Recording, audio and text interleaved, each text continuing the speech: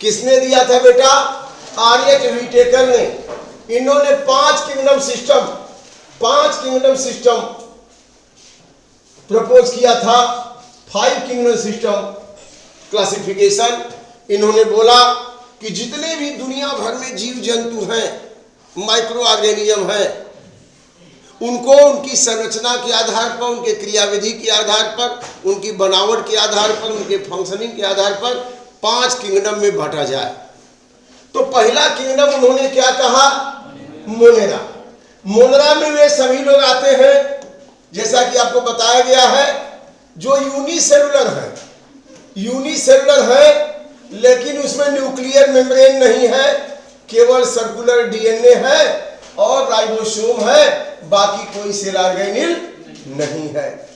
और यह जो है यूनिसेलुलर है, सर्कुलर डीएनए है, न्यूक्लियस भी ठीक से इनका नहीं है। Mitochondria, Golgi body, endoplasmic reticulum तो छोड़ ही दीजिए, कोई भी मेम्ब्रेन बाउंड सेल ऑर्गेनेल नहीं है, इसलिए उनको किंगडम मोनेरा में रखा गया। प्रोकैरियोट्स इनको कहते हैं। प्रोकैरियोट्स माने ऐसा सेल जिसमें न्यूक्लियस प्रिमिटिव हो, वेल डेवलप्ड न हो।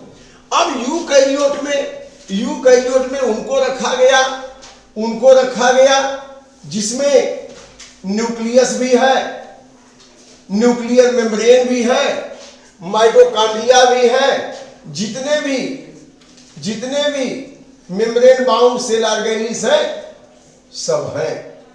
तो इनको कहां रखा गया? यूकैरियोट में रखा गया।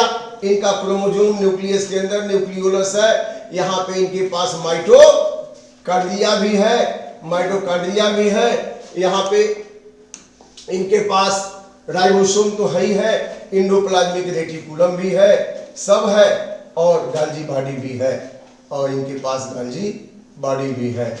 तो तमाम सारे सेल ऑर्गेनेल्स है, न्यूक्लियर मेम्ब्रेन है। अब ये प्लांट एनिमल भी हो सकते हैं और प्लांट के भी हो सकते हैं। ये प्लांट के भी हो सकते हैं जिसमें सेलवाल होगा, बताया गया है आपको, बताया गया कि नहीं बताया गया?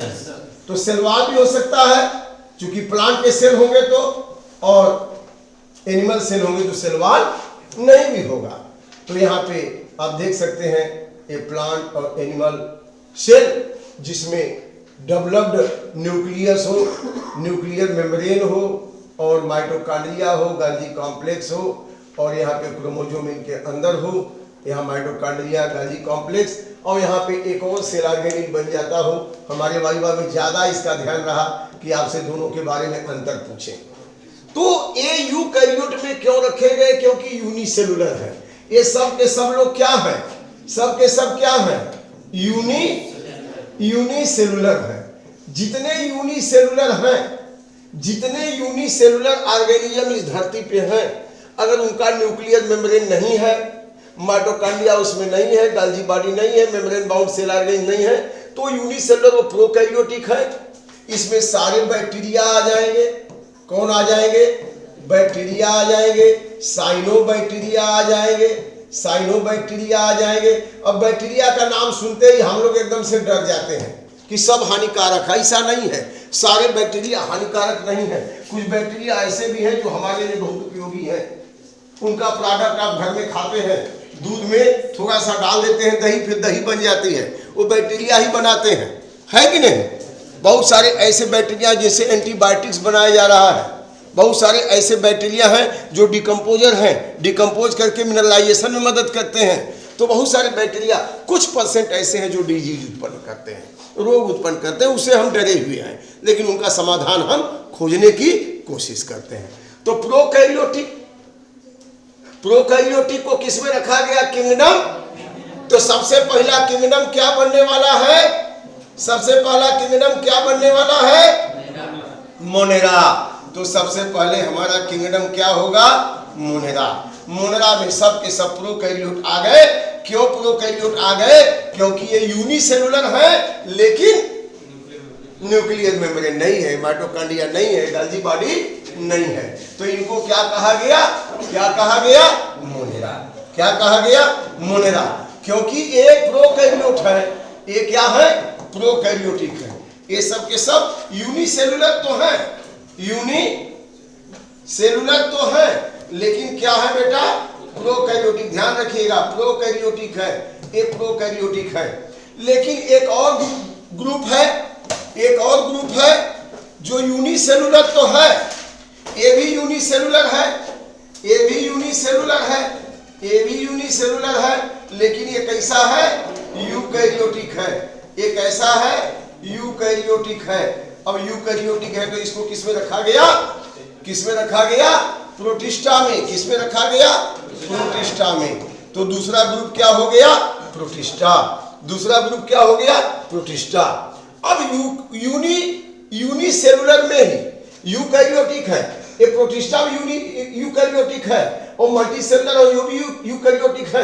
अब जैसे इसमें यूनिसेलुलर जो है, यूनिसेलुलर है, वो तो प्योर यूकैरियोटिक है। लेकिन जो मल्टीसेलुलर है लेकिन यूकैरियोटिक माने यूकैरियोटिक सेल के बने हैं। अब जैसे मान लीजिए यह है, ये यूकैरियोटिक है। क्या है? यूकैरियोटिक है, लेकिन मल्टीसेलुलर है कि यूनिसेलुलर है? मल्टीसेलुलर है। ऐसे ही यह भी है, यह भी है। यह जो है यह भी यूकैरियोटिक है, लेकिन मल्टीसेलुलर है कि यूनिसेलुलर है? इसके अलावा एक और है, यह भी मल्टीसेलुलर है, जो बरसात के दिन में अक्सर देखते होंगे आप, छाते की तरह देखते हैं। यह भी है, ये भी मल्टीसेलुलर है। तो मल्टीसेलुलर तो ये सब है, लेकिन सबके सब क्या है? यूकैरियोटिक है। तो यूकैरियोटिक और यूनिसेलुलर है तब तो प्रोटिस्टा। यूकैरियोटिक है, ध्यान रखिए, यूकैरियोटिक है लेकिन यूनिसेलुलर है तब क्या होंगे? प्रोटिस्टा होंगे। लेकिन यूकैरियोटिक के साथ साथ वो मल्टीसेलुलर होंगे। अब जब मल्टीसेलुलर होंगे तब क्या होंगे? अगर अपना भोजन नहीं बना पाते हैं, सड़ी गली चीजों से लेते हैं, तब क्या होंगे? फंजाई होंगे। क्लियर हो रहा है कि नहीं? फंजाई, बरसात के दिन में जहां लकड़ी सड़ रही है, कैटल डंग, गाय गोबर सड़ रहा है, वहां पे उग जाते हैं, छाते उगते हैं कि नहीं उगते हैं? तो ये फंजाई हो गए। लेकिन अगर मल्टीसेलुलर है और अपना भोजन खुद से बना लेते हैं, अगर मल्टीसेलुलर है लेकिन अपना भोजन खुद से बना लेते हैं, तब इनको क्या कहेंगे? Kingdom Plantae. क्या कहेंगे? Kingdom Plantae. ये प्लांट है, ये क्या है? किंगडम प्लांटे है, किंगडम प्लांटे, PLANTE।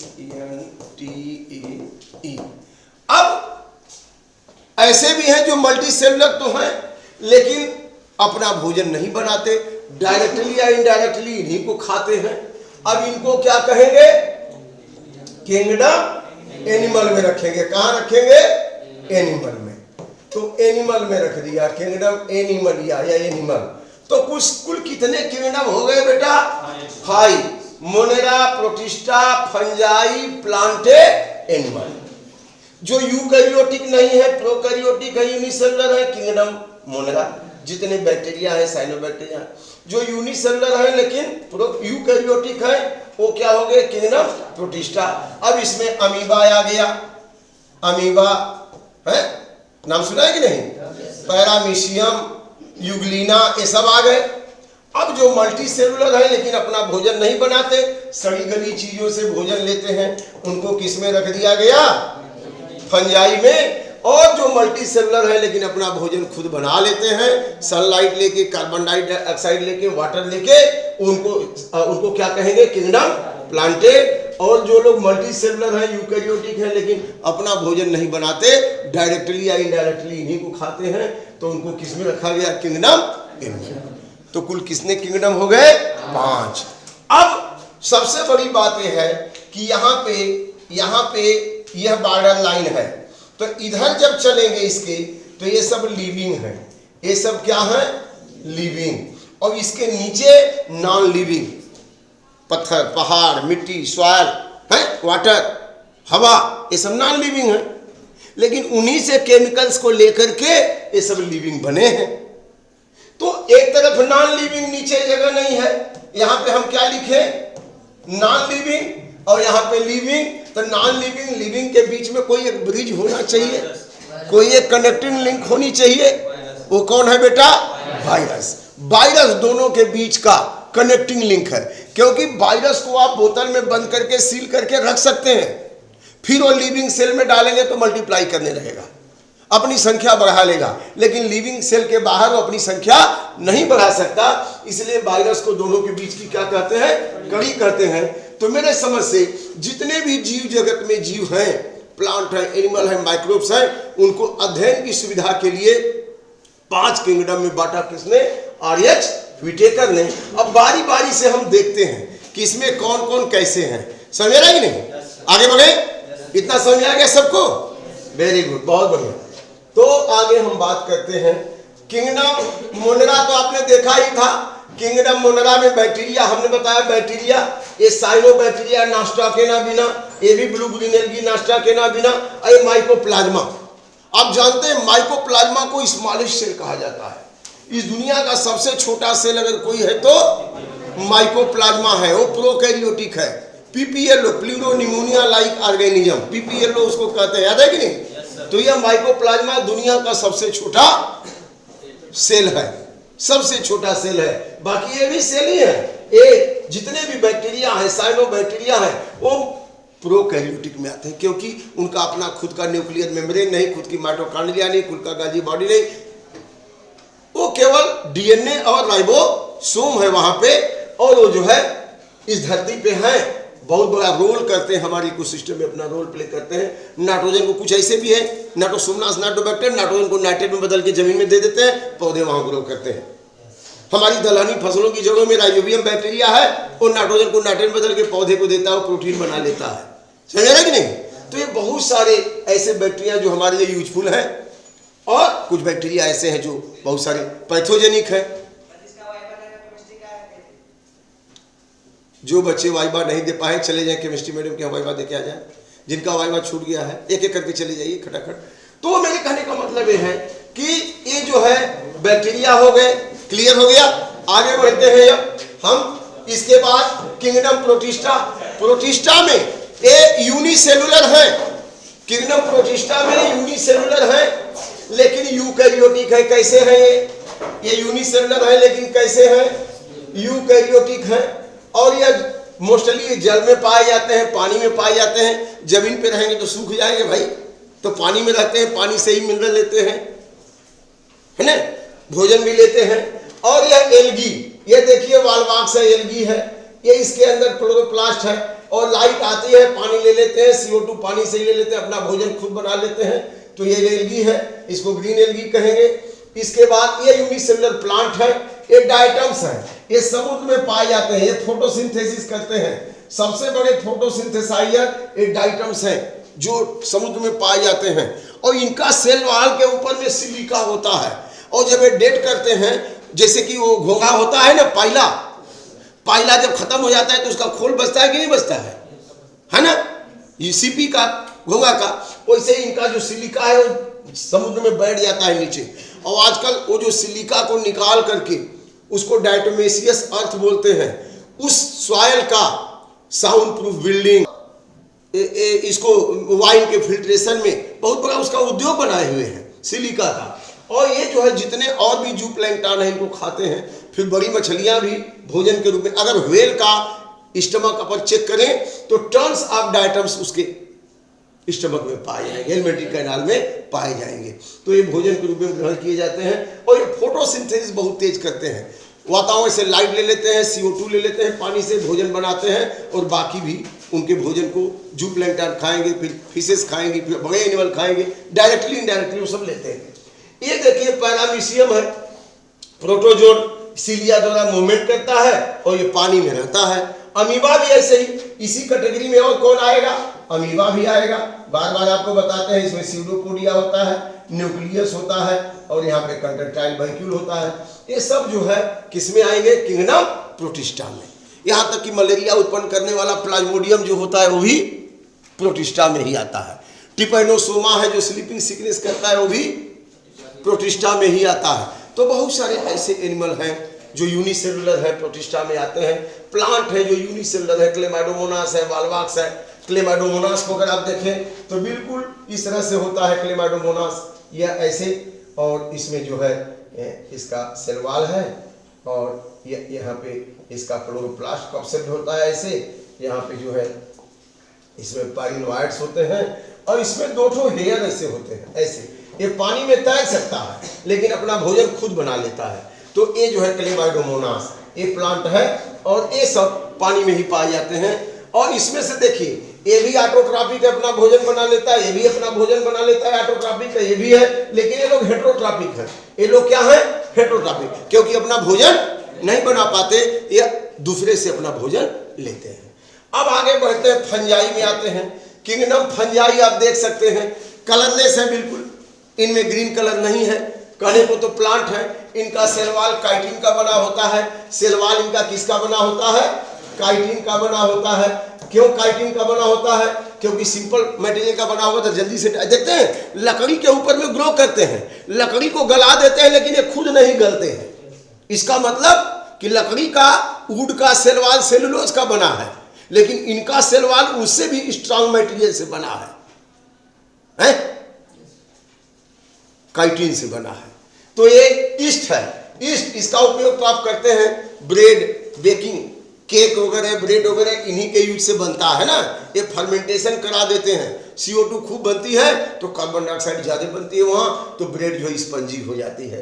और यह देखिए, इसकी बात मैं कर रहा था, ये सड़ी गली चीजों पे उगते हैं एग्रीकल्स। आजकल तो मशरूम की खेती हो रही है, लोग पॉलिथीन का बड़ा बड़ा बैग लेके उसमें भूसा भर दे रहे हैं, उसमें यूरिया वगैरह कुछ ऐसे केमिकल मिला करके, और इसमें जो है इनके स्पोर्स को डाल दे रहे हैं, और धीरे धीरे वो बड़े बड़े अंडे की तरह उसमें से मशरूम निकल जाता है, और उसको काट काट के फिर क्लीन करके मार्केट में सप्लाई कर रहे हैं।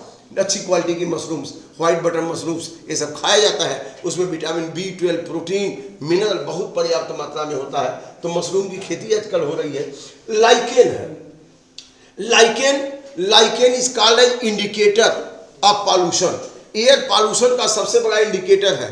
मैं जो है 98 में 1998, आपका जन्म तो नहीं हुआ रहा होगा मेरे ख्याल से, उस समय अरुणाचल प्रदेश में था, ईटानगर में। तो दोनों तरफ जो पेड़, रोड के किनारे किनारे पेड़ थे बहुत सारे, और कुछ हमारा विद्यालय जंगल इलाके में था। वहाँ पे पेड़ों पे लाइकेन खूब हुआ करते थे, सुंदर सुंदर। लेकिन मैंने 5, 6, 7 साल, 8 साल में देखा कि जब गाड़ियाँ वहाँ बढ़ गई बहुत ज़्यादा, तो रोड के किनारे जो पेड़ थे उसके लाइकेन खत्म होने लगे, उसके लाइकेन डिसअपियर होने लगे। तो लाइकेन को पॉल्यूशन इंडिकेटर कहा जाता है। कैसे पॉल्यूशन इंडिकेटर कहा जाता है? रोड पे गाड़ियाँ दौड़ रही हैं, पेट्रोल गाड़ियाँ, डीजल गाड़ियाँ, धुआं निकल रहा है, उसमें सल्फर डाइऑक्साइड, कार्बन मोनोऑक्साइड निकल रहा है। अब वहाँ पे बरसात बहुत ज़्यादा होती थी, नमी हमेशा रहती थी। वहाँ पे जाड़ा और बरसात 2 ही सीजन है, गर्मी दिखाई नहीं देगा। अभी जो है अब बरसात वहाँ शुरू हो गई होगी, है ना। अभी हम लोग यहाँ गर्मी पड़ेगी ना, वहाँ बरसात शुरू हो जाएगी। तो नमी हमेशा रहती थी, पेड़ पौधे बहुत हैं। तो जो नमी वायुमंडल में है, तो ये जो गाड़ी मोटर से धुएं निकलते थे, सल्फर डाइऑक्साइड, अब वो वाटर में मिलकर के सल्फ्यूरिक एसिड बनाते थे। अब लाइकेन उन्हीं की मॉइस्चर को एब्जॉर्ब करेगा, तो जो एब्जॉर्ब किया तो वाटर एब्जॉर्ब नहीं किया, सल्फ्यूरिक एसिड एब्जॉर्ब किया, क्योंकि उसके अंदर भी नमी है। जब SO2 जाएगा, सल्फर डाइऑक्साइड जाएगा, तो सल्फ्यूरिक एसिड बन गया, और सल्फ्यूरिक एसिड है तो डैमेज कर देता था उनके टिश्यू डैमेज होने लगे, और लाइकेन धीरे, रोड साइड के लाइकेन तो खत्म ही होने लगे। क्यों खत्म होने लगे? क्योंकि एयर पॉल्यूशन बढ़ रहा है। तो ये बताता है कि एयर पॉल्यूशन बढ़ रहा है। वही हमारा विद्यालय साइड में था, वहाँ लाइकेन दिखाई देते थे, क्योंकि वहाँ पे उतना गाड़ी मोटर था नहीं, जंगल इलाका था थोड़ा। तो कहने का मतलब ये लाइकेन पॉल्यूशन इंडिकेटर का काम कर। आजकल तो ऐसे ऐसे लाइकेन, इबर्निया, पार्मिलिया, ये ऐसे ऐसे लाइकेन है जिनका डाइज बनाया जाता है, कलर बनाया जाता है। तो बहुत जरूरी, अच्छे भी हैं। बहुत सारे बर्फीले इलाके में लाइकेन है, रेंडियर उसको भोजन के रूप में ग्रहण करते हैं। तो ये कहाँ उगते हैं? ये नम भूमि पे, पेड़ों की छालों पे उगते हैं, दीवारों पे उगते हैं, जहाँ नमी ज्यादा है, ठंडा इलाका है, वहां पे उगते हैं। इसके बाद स्पर्जिलस, यह स्पर्जिलस एक ऐसा फंगस है, स्पर्जिलस नाइजर, इसे आजकल सिट्रिक एसिड बनाया जा रहा है बड़े पैमाने पर। और स्पर्जिलस क्या करते हैं? ये जो है हम लोगों में नुकसान भी, जो है हम लोगों को जो है अस्थमा वगैरह भी, निमोनिया वगैरह भी, मतलब डिजीज भी उत्पन्न करते हैं इसके स्पोर्स। ये पेनिसिलियम, पेनिसिलिन का नाम आप सुने होंगे। पेनिसिलिन, अलेक्जेंडर फ्लेमिंग ने पेनिसिलिन की खोज की थी। वो पेनिसिलिन की खोज इसी पेनिसिलियम से किया था। जब वो अपना रिसर्च कर रहे थे, एक खतरनाक बैक्टीरिया जो डिजीज उत्पन्न करता है उसका ग्रोथ देख रहे थे। छोटे छोटे पेट्री में कल्चर बना करके न्यूट्रिएंट्स लेकर के इसमें जो है ये पेट्री में जो है वो जो है क्या कर रहे थे, वो जो है बैक्टीरिया को ग्रो करा रहे थे और ये खोजना चाह रहे थे इस बैक्टीरिया को कंट्रोल कैसे किया जाए, इसकी ग्रोथ को कैसे कंट्रोल किया जाए, लोगों को रोगों से कैसे बचाया जाए। तो एक दिन जो है 5-6 कल्चर बनाए हुए थे और उनको कहीं जाना था तो बाकी को ढके, एक ढके बिना रह गया, सेल्फ में नहीं डाले, खुला ही रह गया। और कुछ दिन के बाद आए जब लौट के तो देखा कि जो ढके हुए थे वो तो ठीक ठाक है और जो खुला हुआ है उसमें का बैक्टीरिया क्या हो गया, डेड कर गया है।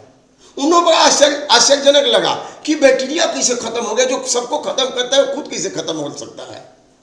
तब उसने फेंका नहीं कल्चर को। हम लोग क्या करते हैं, खराब हो गया तो फिर से दूसरा कल्चर बना लेते, लेकिन उन्होंने वहीं पर वैज्ञानिक सोच स्टार्ट किया। वहीं से वैज्ञानिक थिंकिंग, साइंटिफिक थिंकिंग उनकी स्टार्ट हुई कि why this bacteria died in culture medium other which was covered the bacteria are growing but here uncovered open, then why the bacteria of this culture medium died. तब उन्होंने उसको देखा तो देखा कि इस तरह के थ्रेड लाइक स्ट्रक्चर उसमें आ गए हैं। जब उसका अध्ययन किया तो कहा कि तो फंगस है, पेनिसिलियम है, ये तो पेनिसिलियम नोटेटम है। इसके बाद उन्होंने पेनिसिलियम नोटेटम को निकाल करके उसको क्रैश करके उसका जूस फिर बैक्टीरिया पे डाला, वो भी बैक्टीरिया खत्म हो गया। तब उनको आत्मसंतोष हो गया कि यह फंगस जो है कुछ ऐसा केमिकल सिक्रीट कर रहा है, यह फंगस कुछ ऐसा केमिकल सिक्रीट कर रहा है, कुछ ऐसा केमिकल सिक्रीट कर रहा है जो ये केमिकल इस फंगस को तो नुकसान नहीं कर रहा है, लेकिन इसके संपर्क में आने वाले बैक्टीरिया को क्या कर रहा है, किल कर दे रहा है। तो यह फंगस एक प्रकार का केमिकल निकाल रहा है और वह केमिकल, यह केमिकल जो निकला इसमें से, यह केमिकल किससे निकला, यह केमिकल इस फंगस से निकला, लेकिन यह केमिकल किसको किल कर रहा है, इस बैक्टीरिया को किल कर रहा है। इसका मतलब यह एंटीबायोटिक्स है। एंटीबायोटिक्स का मतलब एक ऑर्गेनिज्म से निकला और दूसरे ऑर्गेनिज्म को किल कर रहा है। एंटीबायोटिक्स इसको कहते हैं एंटीबियोसिस। एक ऑर्गेनिज्म से निकला और दूसरे को किल कर रहा है, इस फिनोमिना को एंटीबियोसिस कहते हैं और उस केमिकल को क्या कहेंगे, एंटीबायोटिक्स। तो इन्होंने पेनिसिलियम को कलेक्ट करके बड़े पैमाने पे देखा कि बैक्टीरिया को किल कर रहा है। इसके बाद फ्लोरी और चेन ने पेनिसिलियम क्राइसोजीनम से बड़े पैमाने पे पेनिसिलिन बनाया और उसी समय में सेकेंड वर्ल्ड वॉर हुआ था। तो अमेरिका में जितने सोल्जर घायल थे इसी पेनिसिलिन का इस्तेमाल हुआ उसको उनके घावों को ठीक करने के लिए। और इस पेनिसिलिन एंटीबायोटिक्स को, इस केमिकल को क्या कहा गया, पेनिसिलिन कहा गया। इस केमिकल को क्या कहा गया, इसको पेनिसिलिन कहा गया। इसको क्वीन ऑफ एंटीबायोटिक्स कहते हैं, इसको क्वीन ऑफ एंटीबायोटिक्स। देखा ये खोज बिल्कुल सेरेंडिपिटी थी। मतलब आप जा रहे हैं मार्केट में कुछ खरीदने, आपके पैर के नीचे गोल्ड का एक सिक्का मिल गया। आप जा रहे थे सिक्का खोजने नहीं, आप जा रहे थे अपना काम करने कुछ, और आपको अचानक से मिल जाता है। तो वो तो खोज कर रहे थे कि बैक्टीरिया कैसे ग्रो कर रहा है, कैसे इसको ठीक किया जाए, कैसे इसको जो है खत्म किया जाए, लेकिन अचानक से उनको पेनिसिलिन खोज में आ जाता है। केयरफुल जब अध्ययन किया तो इस दुनिया में बहुत सारी प्रकृति ने ऐसी चीजें दी। हमको चांद पे जाने की जरूरत नहीं बहुत ज्यादा, हमको यहीं पे रह करके इतना सारा अनुसंधान का अवसर है कि आपको साइंटिस्ट बना देगा, नोबेल प्राइज दिलवा देगा। इन लोगों को क्या हुआ, अलेक्जेंडर फ्लेमिंग, फ्लोरी और चेन, तीनों को नोबेल प्राइज दिया गया। क्यों नोबेल प्राइज दिया गया, क्योंकि उन्होंने अद्भुत एंटीबायोटिक्स की खोज किया जिसको क्वीन ऑफ एंटी। क्लासिफिकेशन का कितना बड़ा महत्व है, क्लासिफिकेशन ही हमें बताता है कि कौन सा ऑर्गेनिज्म किस ग्रुप में है, उसका क्या कैरेक्टर है और उसका हम कैसे यूज कर सकते हैं, और हार्मफुल है तो उससे हम कैसे बच सकते हैं। यूजफुल है तो उसका इस्तेमाल करेंगे और हार्मफुल है तो उससे बचेंगे। तो यहाँ पे देखा आपने कि ये कुछ एस्परजिलस हमें सांस की बीमारी भी उत्पन्न करते हैं, एलर्जी भी करते हैं, उनसे बचेंगे। और पेनिसिलियम हमारे लिए फायदा पहुंचा। ईस्ट का देख लीजिए, ब्रेड, बिस्किट्स, जितने बेकरी के आइटम हैं किससे बनते हैं, ईस्ट से। यहाँ तक कि वाइन, रम, बिस्की, ब्रांडी, ये सब भी ईस्ट के मदद से ही बनते हैं। साउथ में इडली डोसा, वो भी इन्हीं के फर्मेंटेशन से बनता है। तो बहुत सारे ऑर्गेनिज्म हैं जो हमारे लिए उपयोगी हैं, उनको हमें जानना है। ये हमको कैसे पता लगेगा बच्चों? क्लासिफिकेशन से। अब आते हैं किंगडम प्लांटे के बारे में। किंगडम प्लांटे में सभी मल्टी सेलुलर ऑर्गेनिज्म यूकैरियोटिक है, जिनमें क्लोरोफिल है, जो फोटोसिंथेसिस कर सकते हैं, उनको किस में रख दिया गया? किंगडम प्लांटे में। अब इनकी संरचना के आधार पर किसी में जड़ तना पत्ती दिखाई नहीं देती, एकदम केवल सेल सेल सेल सेल, ढेर सारे सेल हैं, गाड़ी के डिब्बे की तरह सेल ही लगे हैं, लेकिन क्लोरोप्लास्ट है, भोजन बनाते हैं, लेकिन जड़ तना पत्ती नहीं है। थाइलस के आकार के हैं, डिस्क के आकार के हैं, उनका जड़ तना पत्ती क्लियर नहीं है, जाइलम फ्लोएम है ही नहीं है, तो उनको किस में रख दिया गया? थाइलोफाइटा। किस में रख दिया गया? थाइलोफाइटा। जैसे स्पायरोगाइरा है, स्पायरोगाइरा तो जानते हैं ना, एकदम फीते की तरह होगा, इसमें जो है सेल होंगे और इसमें क्लोरोप्लास्ट कैसा होगा? क्लोरोप्लास्ट फीते की तरह होगा। तो स्पायरोगाइरा वगैरह है। अब ब्रायोफाइटा में ये थोड़ा पत्ती जैसे बन रहा है, लेकिन बहुत पत्ती जैसे नहीं है, यह थोड़ा, लेकिन इसमें भी जाइलम फ्लोएम अभी नहीं बना है। ये तो पानी में पूरी तरह रहते हैं, लेकिन ये नम भूमि पे रहते हैं। देखते हैं बरसात जब होती है ना, तो दीवारों पे एकदम हरा हरा काई बन जाता है। यहाँ पे जो आम का पेड़ है, जहाँ असेंबली होती है, वहाँ पे चट्टान के ऊपर उसके सरफेस पे काई जैसे, एकदम काई का मतलब दरी जैसे लगा बिछा हुआ है ना। यहाँ बच्चे लाके देखे हुए उसको, फ्यूनेरिया को, मांस को, तो ये हो जाते हैं मांस, फ्यूनेरिया ब्रायोफाइट्स। अब इनसे देखिए, पहले एक ग्रुप ये है जो मल्टी सेलुलर तो हुआ, लेकिन पानी में ही रह रहा है। एक ग्रुप ये है कि अब पानी धीरे धीरे कम होने लगा, तो इवोल्यूशन हुआ, थोड़े थोड़े राइजोइड्स बन गए, अब बिल्कुल पानी में नहीं, लेकिन नम भूमि पे ग्रो कर सकता है, लेकिन इनको फर्टिलाइजेशन के लिए पानी चाहिए। अब एक ग्रुप ऐसा बन गया जो थोड़ा और कम नम भूमि लेकिन छाया में उगता है, लेकिन इसमें जाइलम फ्लोएम बन गया है, उनसे एडवांस।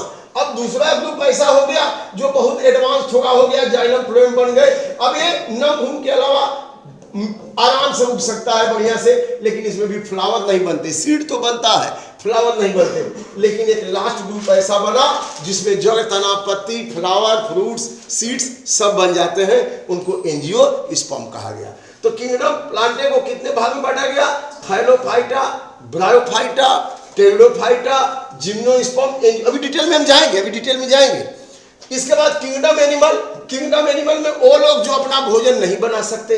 अब उसमें से अमीबा, पैरामीशियम तो प्रोटिस्टा में चला गया, लेकिन जो मल्टी सेलुलर है, जैसे हाइड्रा है, स्पंजेज है, उनको कहाँ रखा गया? हाइड्रा है, स्पंजेज है। मान लीजिए स्पंजेज ये मल्टी सेलुलर तो है, लेकिन एक जगह पे रहते हैं, ढेर सारे पोर होते हैं इसमें। अब ऐसे ही हाइड्रा भी ये जो है, इसमें ढेर सारे टेंटाकिल्स हैं, ये जो है पानी में रहता है, सिलेंट्रेटा। तो किंगडम एनिमल को भी कई ग्रुप में बांटा गया। पोरीफेरा, स्पंजेज को पोरीफेरा में, उसके बाद हाइड्रा वगैरह सिलेंट्रेटा में, प्लेटीहेल्मिन्थीज में टेपवर्म का नाम सुने हैं, टेपवर्म, फीताकृमि। इसके बाद निमेटोडा में स्कैरिस का नाम सुने हैं, स्कैरिस। एनिलिडा में अर्थवर्म, केचुए का नाम सुने हैं। आर्थ्रोपोडा में काकरोच, मोलस्का में घोंघा सीपी, काइनोडेर्मेटा में स्टारफिश, प्रोटोकार्डेटा में आ जाएंगे एम्फियाक्सस, हार्डमानिया, ये लोग हेमिकार्डेटा, सिफेलोकार्डेटा, यूरोकार्डेटा, और इसके बाद बालानोग्लासस। और वर्टिब्रेटा में, जिसमें रीढ़ की हड्डी पाई जाती है, उसमें मछलियां, मेंढक, लिजार्ड, रेप्टाइल्स, इसके बाद बर्ड्स, और इसके बाद मैमल्स में गाय, भैंस, भेड़, बकरी से लेकर के व्हेल तक, और हम लोग भी उसी में हैं। ठीक है, तो इनको हम जरा डिटेल में देखते हैं। चलिए आगे बढ़ते हैं। हमें उम्मीद है कि आप लोगों को ये टॉपिक बहुत ही शानदार समझ में आ रहा होगा। आ रहा है समझ में? ओके, बहुत बढ़िया। अब यहाँ पे किंगडम प्लांटे में मैंने बोला थाइलोफाइटा मैंने थाइलस जैसा, न कोई जड़ हो, न तना हो, न पत्ती हो, है ना। आप देखिए यहाँ पे थाइलस जैसे है कि नहीं?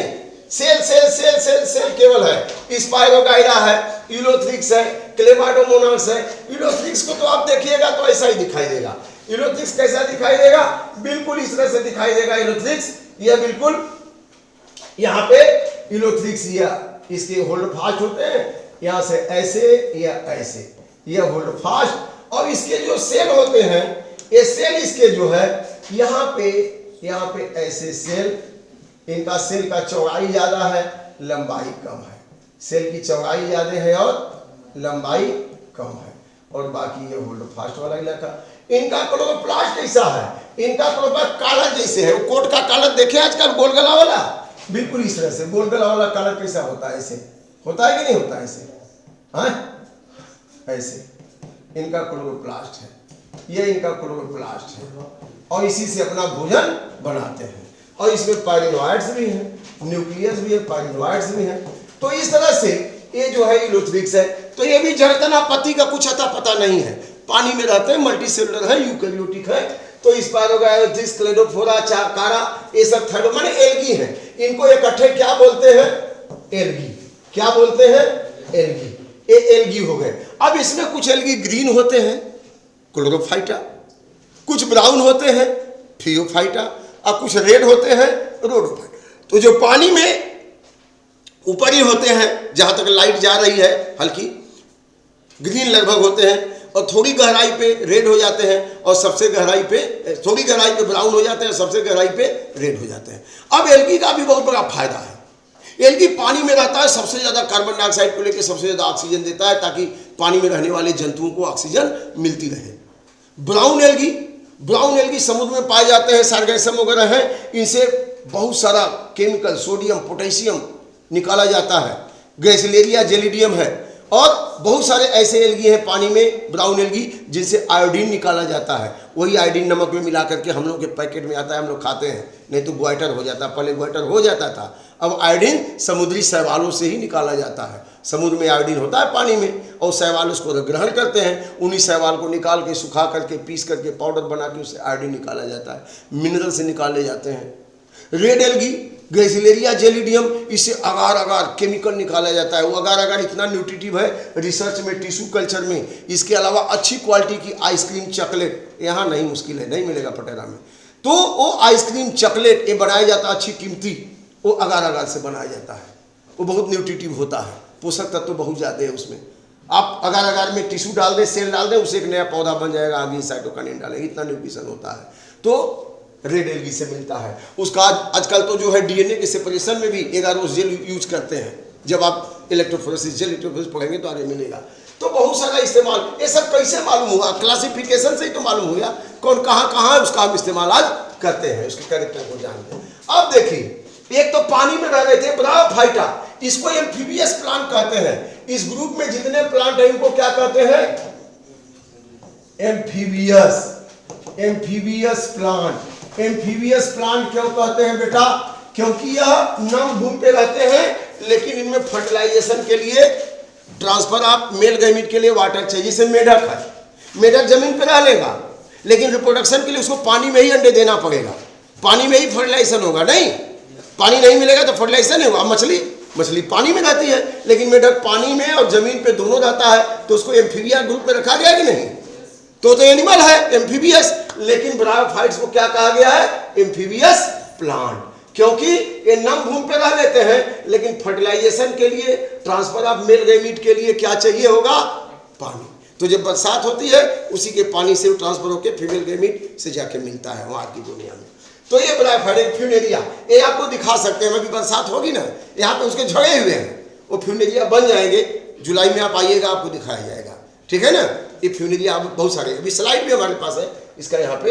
तो ये फ्यूनेरिया है, इसका कैप्सूल है, इसी कैप्सूल से स्पोर निकल के फिर मिट्टी में पड़े रहते हैं, फिर जब बरसात होगी फिर जर्मिनेट करके नया पौधा बना लेते हैं। एक बार कैल्सिया एरिक्सिया, इसमें भी जड़तना पत्ती क्लियर नहीं है, इसमें भी जाइलम फ्लोएम क्लियर नहीं है, सतह पे ही रहते हैं, लेकिन अपना भोजन बनाते हैं। तो ये क्या हो गए? ब्रायोफाइट्स। इनको मांस भी कहते हैं, ब्रायोफाइट्स। इसके बाद देखिए टेरिडोफाइट, ये उनसे थोड़ा एडवांस है। इसमें जाइलम फ्लोएम होता है, ये भी नम भूमि पे रहते हैं, लेकिन जाइलम फ्लोएम होता है। इनको भी फर्टिलाइजेशन के लिए, इनका पालन, इनका जो एंथ्रिजोइड है पानी के द्वारा ही जाएगा, बरसात में खूब ग्रो करते हैं, लेकिन इनमें जाइलम फ्लोएम है, टिश्यू बने हुए हैं, ये थोड़े एडवांस है। टेरिडोफाइटा। अब इनसे एडवांस कौन? इसमें डार्टेरिस, टेरिस, आजकल तो ऑर्नामेंटल प्लांट के रूप में उगाए जाते हैं। ये जिम्नोस्पर्म, साइकस और पाइनस, इसके सीड को चिलगोजा कहते हैं। ये बहुत न्यूट्रिटिव होता है। ये पाइनस, पाइनस का कोन आप जानते हैं, यहाँ पे पाइनस का कोन हम लोग रखे हुए हैं। पाइनस का कोन ऊपर में है, पाइनस का कोन ऊपर में, हाँ वही पे है। चलिए बाद में निकाल लीजिएगा पाइनस का कोन। ये पाइनस आप किसी बर्फीले इलाके की मूवी देखेंगे ना, उसमें नीडल लाइक लीफ होती है ना, उसमें कोन खूब होते हैं। तो ये पाइनस जो है, ये जो है जिम्नोस्पर्म है, क्योंकि इसमें फ्रूट नहीं बनते हैं और सीड के ऊपर खोल नहीं होती, फ्रूट वाल से नहीं घिरा होता, तो यह जो है नेक्ड सीडेड कहा जाता है। इसीलिए जिम्नो माने ओपन, स्पर्मा माने सीड। इनका सीड फ्रूट वाल से घिरा नहीं होता है, नेट सीड होता है जिम्नोस्पर्म। साइकस और पाइनस, साइकस का सीड दुनिया का सबसे बड़ा सीड है। साइकस का ओव्यूल दुनिया का सबसे बड़ा ओव्यूल है। और साइकस का सीड बॉयल करके वहाँ के लोग खाते हैं। जैसे आप चना बॉयल करके खाते हैं कि नहीं, मटर चना, वैसे वहाँ पे साइकस के सीड को बॉयल करके खाते हैं। इसके तने से काट के सागो निकालते हैं, उसको भी खाते हैं, स्टार्च खूब होता है, और इसके भी सीड को खाते हैं। और इसके बाद लास्ट वाला आता है एंजियोस्पर्म। एंजियोस्पर्म में दुनिया भर के वो सारे पौधे जिसमें जड़, तना, पत्ती है, वेस्कुलर बंडल है, फ्लावर बनता है, सीड बनता है और फ्रूट भी बनता है। तो अब मोनोकाट में, जिसमें सिंगल कार्टिलेडन, जैसे मक्का है, धान है, गेहूं है ना, तो इसमें सिंगल कार्टिलेडन है। और डाइकाट में 2 कार्टिलेडन, चना मटर में 2 कार्टिलेडन है। और जितने भी आम अमरूद ये सब डाइकाट है। तो ये कई तरह के हैं। कुछ तो हर्ब है, हर्ब माने बिल्कुल कोमल पत्ती वाले, और कुछ श्रब है, उनकी हाइट लगभग 2 मीटर होगी, 1 मीटर से 2 मीटर। और कुछ ट्री होंगे जो 2 मीटर से ऊंची हाइट वाले आम अमरूद, है ना, जितने भी हैं। तो ये सब एंजियोस्पर्म। हमको जितना भी भोजन मिलता है, फाइबर से लेके दाल, सब्जी, चावल, मसाला, सब हमको एंजियोस्पर्म से मिलता है। जितने भी आवृतबीजी पौधे हैं, इनका सीड फ्रूट वाल से घिरा होता है। आम का सीड कहाँ होता है, उसके फ्रूट में होता है कि नहीं। तो ये एंजियोस्पर्म हो गए। तो घंटी लग गई है। अब इसके बाद हम लोग बात करेंगे किंगडम एनिमल के बारे में, है, ठीक है, ओके, थैंक यू।